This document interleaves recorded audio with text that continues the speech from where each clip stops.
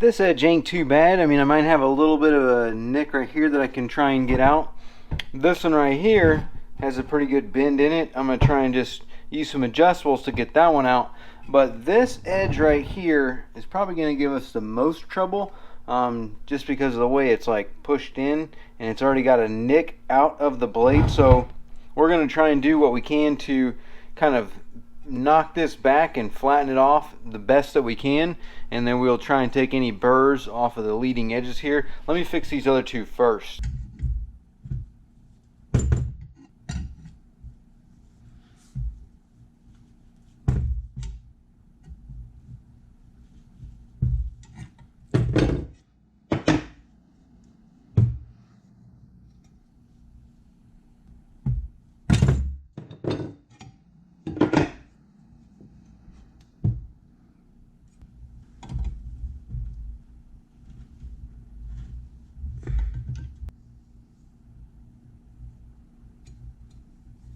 I was able to get it straightened out pretty good. I mean, I've got a couple burrs here that I need to file down, but it's still got like it's still smashed. I don't know if you can really see it that much, but there is like a smash mark. But for the most part, I got the blade straightened out about the best that I can, because that is, I mean, that's smashed. It's not really that it's bent, it's more just smashed, and I don't know if I can get that little bubble out. I can work it a little bit more and see if I can get it a little bit better, but way straighter than it was. Now, as far as this one over here, this one's probably going to be a problem. Eventually that's going to cause cavitation, so no matter what, that's going to be a problem. But for what we're going to be doing with it, I'm going to just try and kind of knock that down, bend it out a little bit. I might even use a hammer, and then we'll come back and you see these like burr cuts right here. I'm gonna file those down with a file. This thing's about ready to throw the blade anyway. Look at that. That looks like the blade's almost cut.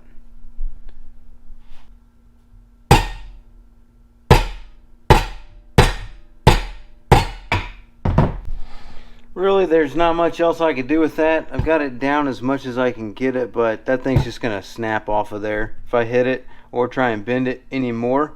So we're just going to try and knock that down and go ahead and get all these burrs off the edge of this blade with a file.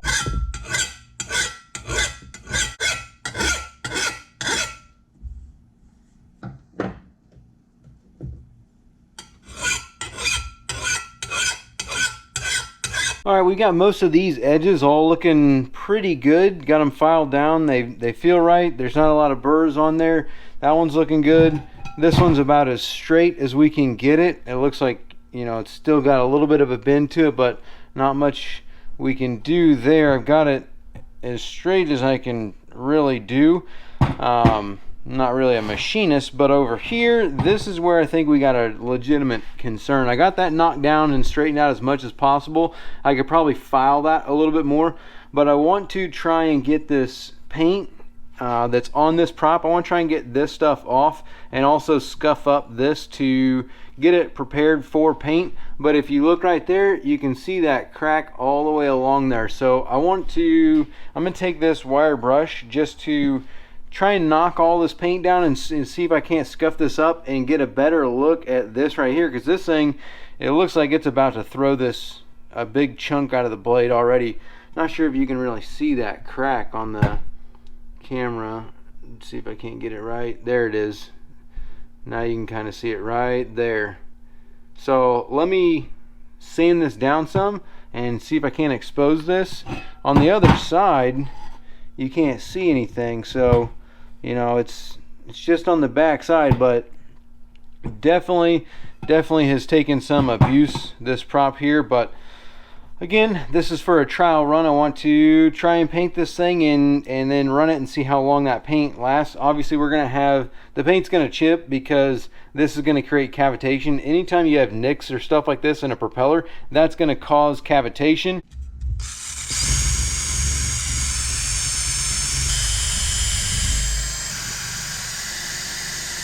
Okay, so here is the edge that I got that thing pushed down. I just kind of smoothed that off with some 120 grit on The polisher, you could use a drill. I have this nice little polisher. You just need these little tips like this. And then this is a red Scotch-Brite. So I first hit it with the wire wheel, and I wanted to see how that did, but I didn't really like how smooth it was. I think that using the red Scotch-Brite is going to be the right enough scratches, or enough for it to allow the paint to stick to the propeller. I don't think the wire wheel is enough to get paint to stick to it. It just seemed to be too fine, but now that I have the Scotch-Brite, it seems to be a lot better, and it's going to be, I think paint's going to stick to that nicely. So I'm going to go ahead and continue to use this red Scotch-Brite, and we'll sand all the rest of this propeller all the way down on both sides of the blades, and then we will be able to clean it up and prepare it for paint.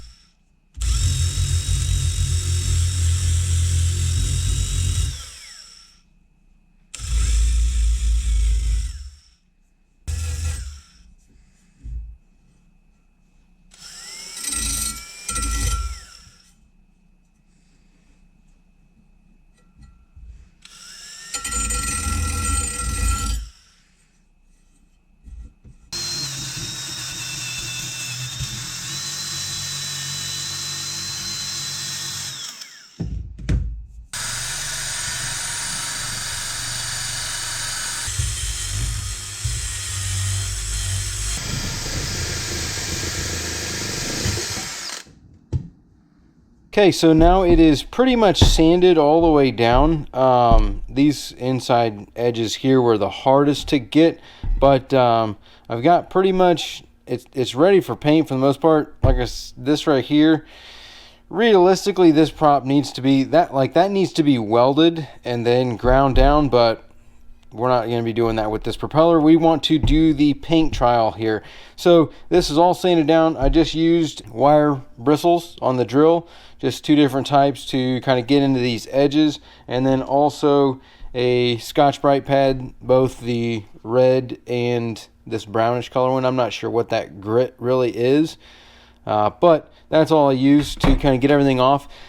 I didn't have anything but like an 80 grit, and I think 80 would have been a little bit too aggressive for this, even though that's pretty scratched up already. I don't think I would have done any more damage. I did have a 120, but even 120 was a little bit more aggressive than I would have liked. So I think 180 maybe would have been a good number, but 220 probably wouldn't have been enough. But other than that, this thing is ready to be cleaned, and then we can go ahead and prime it.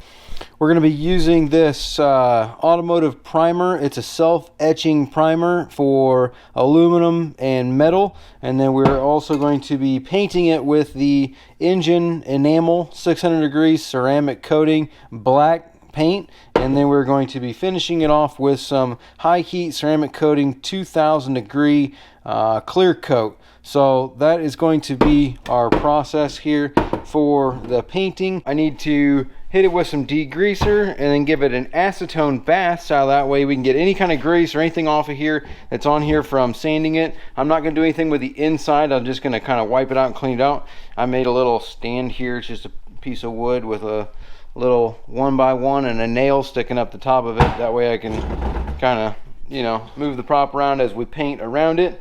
And so let me go ahead and give this a bath, and we'll hit it with the first coat of the primer, which again, this is a self-etching primer.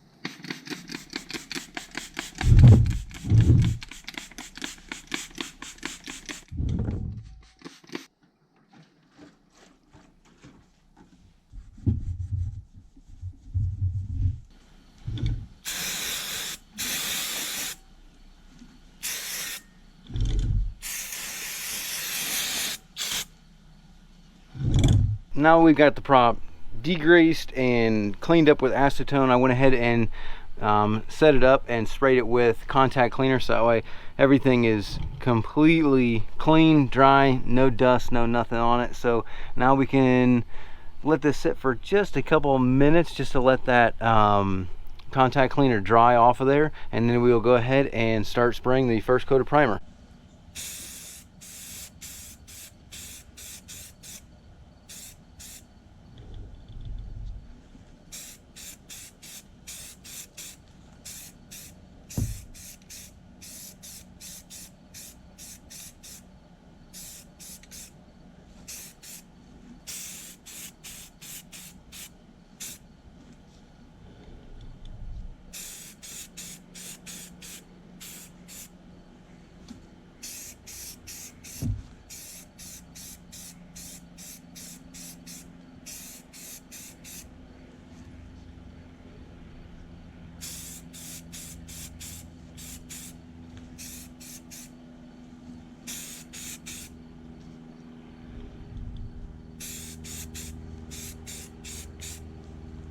there is the first coat, and we're going to go ahead and let this sit for about 15 minutes or so.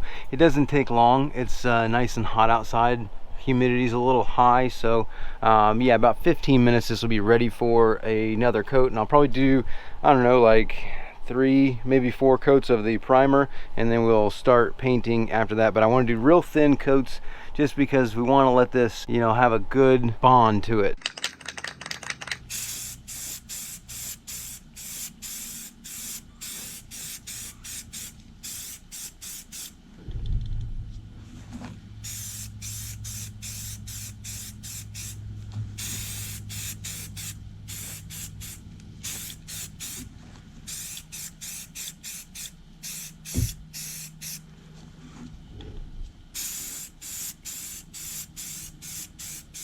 It's actually getting pretty hot pretty quick. This is 3 coats of the primer, and it's matting up really nice, so I'm going to go ahead and hit it with a 4th coat.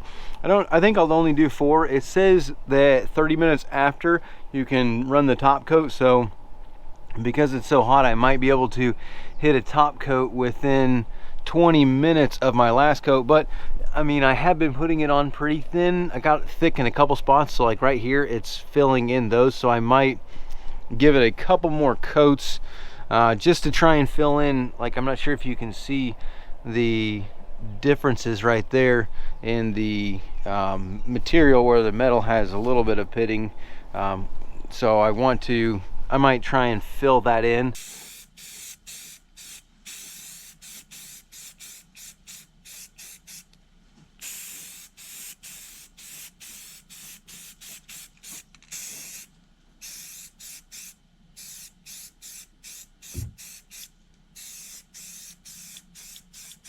So this is 5 coats. It is not fully dried yet, but this is 5 coats of the primer, which is probably totally unnecessary, but we're going to go ahead and let this dry. It says 30 minutes between coats, or 30 minutes until the top coat. So we're going to let this sit for 30 minutes, maybe a little bit longer. I mean, 30 minutes is probably going to be good. It is getting hot out really quick today, so after about 30 minutes, we'll come back and start spraying our black top coat. And that's just over 30 minutes of dry time. Nice matte type finish with the primer. So now we're going to go ahead and hit it up with the black paint. So we're going to run our first coat right now. I've been having a great day, but things just took a turn for the worst.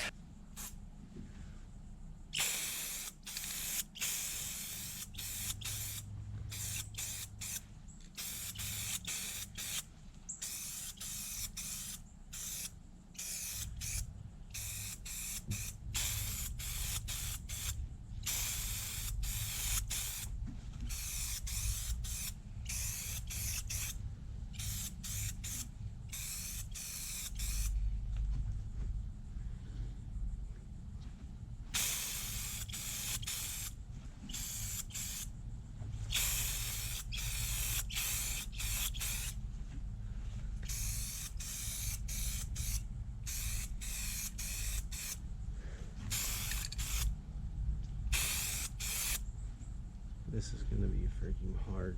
Well, this is going to be extremely hard to paint with this tip here because it comes out in this flat overspray, like a 12-inch spray, and I laid a curtain and a half down here on the bottom. So I don't know what I'm going to do about that. I guess I'm just going to have to wait and kind of sand that thing out. I'm going to see if I can't find a different tip to put on here, because in order to get down in that angle, that spray pattern just is not going to work.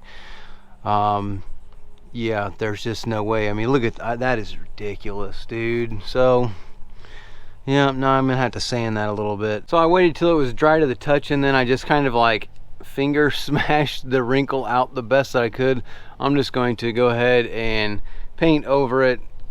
That'll be all right. It's just one little wrinkle down here, but I was able to kind of smush a lot of that out. We'll see how it covers, but I just changed the tip of this to the same one that was on the primer can, so now I'll be able to lay, you know, even coats at least. So that's going to be there. It's going to be a signature.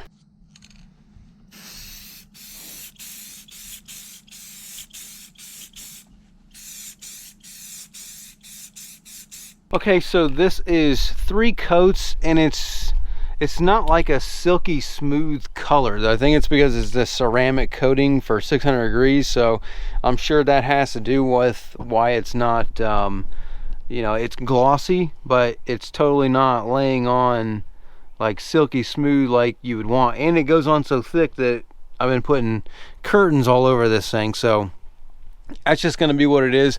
If you use this type of paint, just have that in mind, that that's what it's going to come out. It's not going to come out like a smooth type finish, but I'm gonna go ahead and hit it with the rest of this can. I might have 2 more coats in this can. I'm gonna hit it with those 2, and then we'll start the clear coating process. So when I thought that my day couldn't get any worse, it gets worse up. Well, I think this looks terrible. Super bubbly, not even close to smooth, so thick that it would start to run. That is definitely not a good paint to use on a propeller. You should definitely use something more like a satin. Not really satin, it's not really the finish, it's got a glossy finish, it's just the way that the paint lays on that thick. It's that ceramic paint, so I would definitely try and go with something else.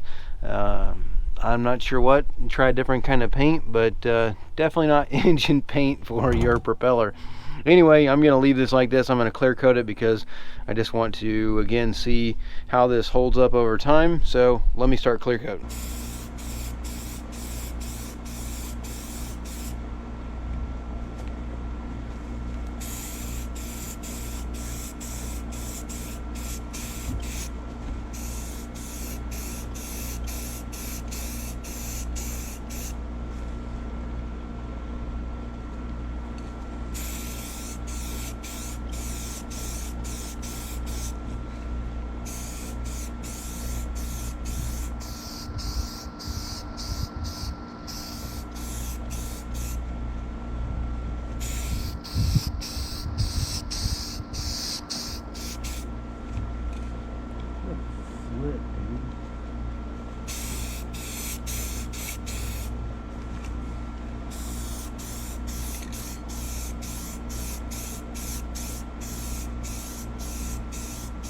This thing has turned out atrocious. I mean, this thing is so ugly.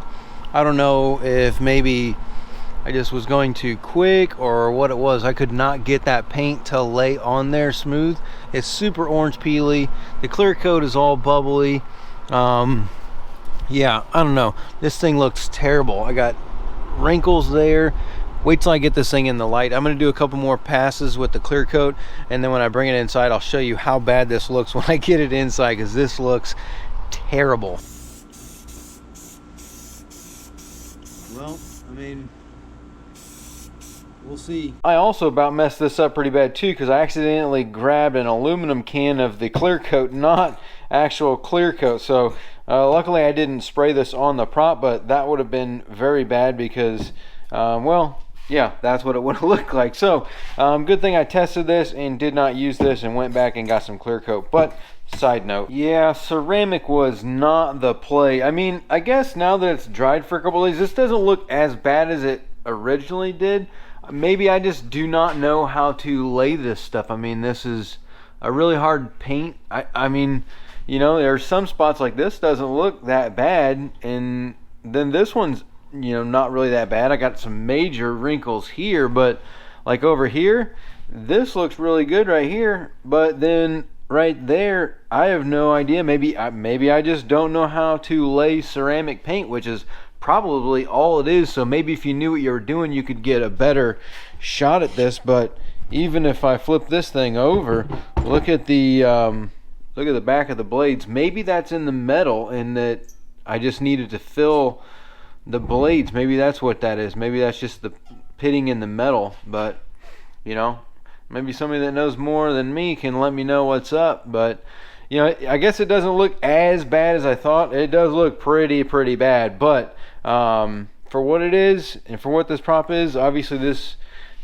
you know, nick right there is going to be a problem, and it's going to cavitate. But from where this prop originally was. We're going to see what this looks like, and now is where everybody's going to be mad, because I'm going to go ahead and put this on the boat, and then I'm going to run it for a year, and then we'll revisit this and see how this paint holds up and how much time it takes over 1 year and what it looks like after that.